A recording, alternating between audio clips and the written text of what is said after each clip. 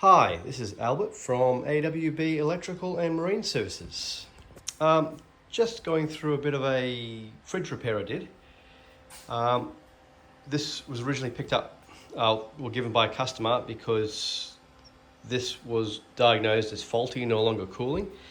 Well, it actually did work, but then it would cool and then not cool cold enough. And basically what it was diagnosed down to is when it was taken out, it was then found that this fan, funnily enough, had just failed. So because it was floating in here, that motor and fan had split in here. What it caused was the fan to jam, and when the fan jammed, it was overloading the controller. So first thing I did with this is basically just unplug the fan, because these compressors can run not very well, but they'll work okay if there's sufficient condenser coil. On these small condenser coil setups, they definitely do need fan. The ones where it's full back condenser coil across the back here, you can get away without a fan. Adding a fan to those does help performance as well. But the main thing is, you can unplug the fan. So unplug, it's this pin here, F and positive. So that's where these two pins would have gone. So, and it's always a 12-volt fan. Unplug that, and then all you do is test run it and then see how it runs. The unit was starting and stalling, and then that normally means that this controller is dead. So when the controller is dead, then I just basically put another controller in it, a new fan, and it's been working all Mickey Mouse now. So like in here, you can just see there's ice building up there, so it's getting nice and cold. The other thing where I've seen a couple of these, well, not this brand, but several of these style, little fridges thrown away is because these thermostats fail. And the easy way to test that is it'll either fail closed or fail open, so it's running all the time, or it doesn't run.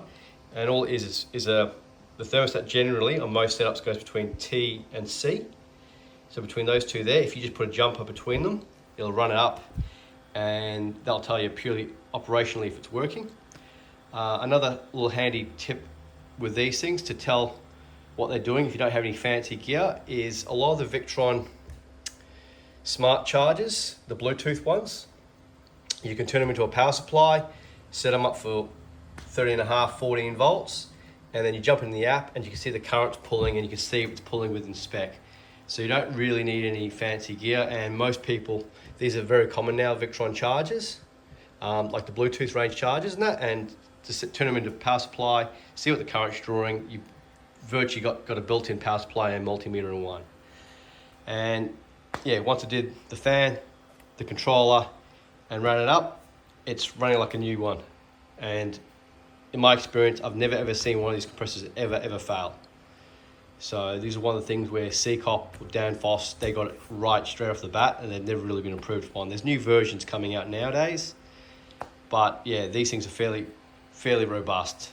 And I've done it several times. I've also done ones where these have been thrown away, and I've basically just cut this out and I repurposed it with another evap unit into custom installations and that. So if you ever see one of these floating about, someone's thrown it away, this whole setup here is worth about, second hand, worth anywhere from $300 to $600, depending on the size of the compressor, whether it's a BD35 or a BD50, and whether it's fan cooled or not.